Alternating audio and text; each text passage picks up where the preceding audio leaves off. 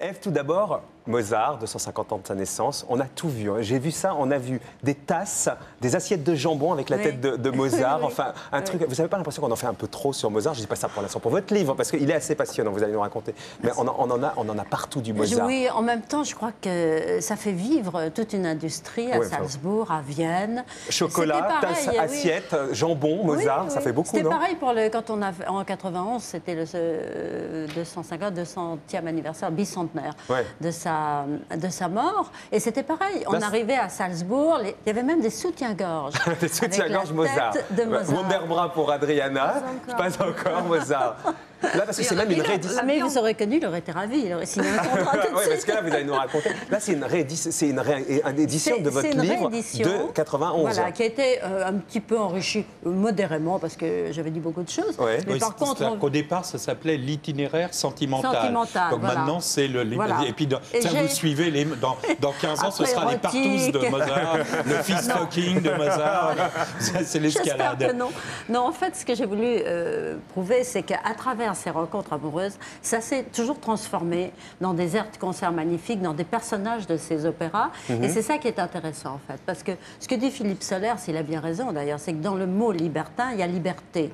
Et un des aspects les plus bouleversants de Mozart, c'est qu'en fait, si sa vie était quand même très difficile, même si... Vous allez nous la raconter, sa vie. C'est ça, c'est qu'il a choisi la liberté à une époque où ça ne se faisait pas. C'est même fortement déconseillé. Alors, au départ, vous publiez d'ailleurs une lettre qu'il écrit à sa mère, parce qu'il aimait déjà tout ce qui était un peu scato, ça on le sait. Mais vous voulez bien nous la lire? Tenez, j'en étais sûre. La lettre, la voilà. J'étais sûre que ça allait tomber sur moi. C'est vous qui l'avez reproduite. Par amour pour Mozart, je vais la lire. Très bien. J'espère que maman n'écoute pas. Madame mère, je suis chez des gens qui ont la crotte au ventre, mais qui la laissent sortir tant avant qu'après bombance. On pète toujours la nuit, bravement, et que c'est la craque. Vous lisez bien, Ève. Mais hier, le roi d'épée, dont l'épée sente le miel, n'était guère en voix, et était lui-même en courroux. Nous n'offensons pas Dieu avec notre crotte, surtout pas si nous mordons dedans. Lundi, j'aurai l'honneur, sans trop de questions, de vous embrasser et de vous baiser les mains, mais avant, j'aurais fait dans ma culotte.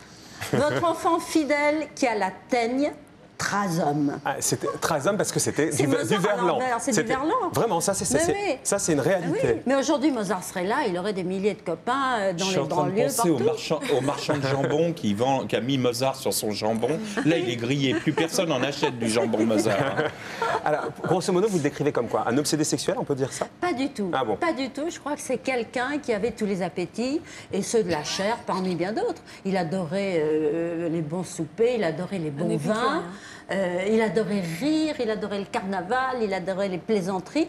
Et j'ai mis d'ailleurs dans le livre une lettre qui est écrite par la Palatine. Et donc on s'aperçoit qu'au siècle de Louis XIV, la Palatine, grande dame s'il en fut, écrivait exactement, comme ça. Même pire que Mozart. Parce qu'à l'époque, on soignait, et on avait que deux manières de soigner. C'était les lavements et les saignées.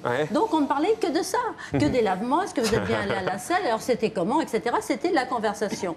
Ce qui, bon, je crois que c'est le 19e siècle et qui est assez hypocritement.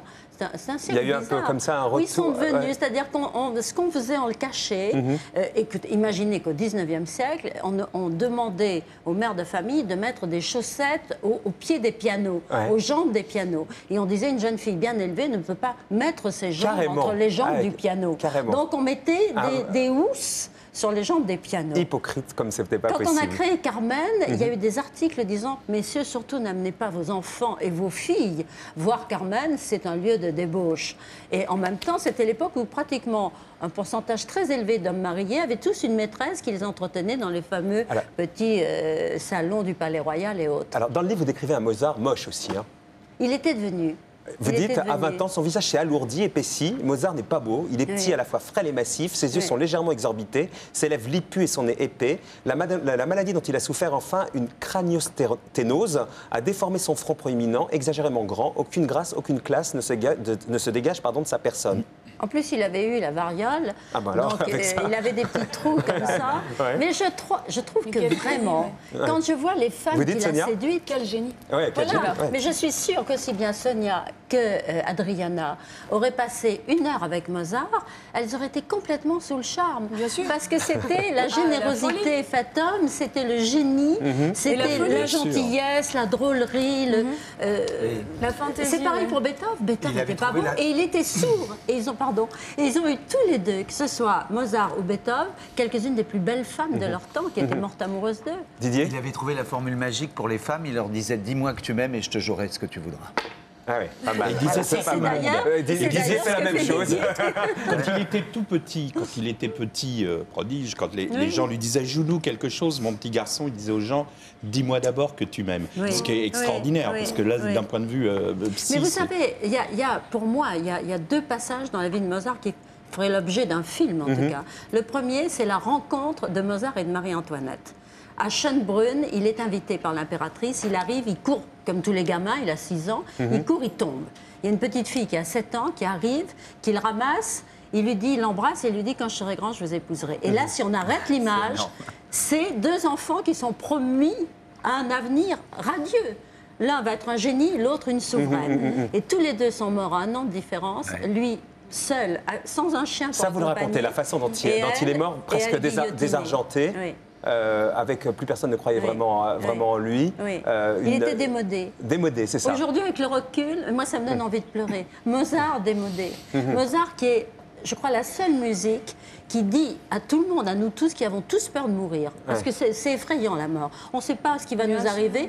Et dans le Requiem, il y a un passage où il y a la montée comme ça des violons. Et c'est la chair qui s'accroche. Et c'est non, je ne veux pas quitter cette terre que je connais. Je ne veux pas mourir. Et d'un seul coup, il y a la voix des sopranes qui arrive. Et ça, c'est l'âme qui chante. Il y a SMS qui est passé qui demande... Pardon, je vous ai coupé, mais allez-y, parce que... Je voulais dire simplement, avec cette musique-là, d'un seul coup, il y a la faiblesse de l'homme, qui est la nôtre, et il y a son courage, où d'un seul coup, il se dit, eh bien, il faut y aller. Il y a un SMS qui est passé qui demande qui vous le voyez comme héritier aujourd'hui à Mozart, Ève Ruggieri. Je voudrais bien savoir quel est le traître qui a fait passer ça.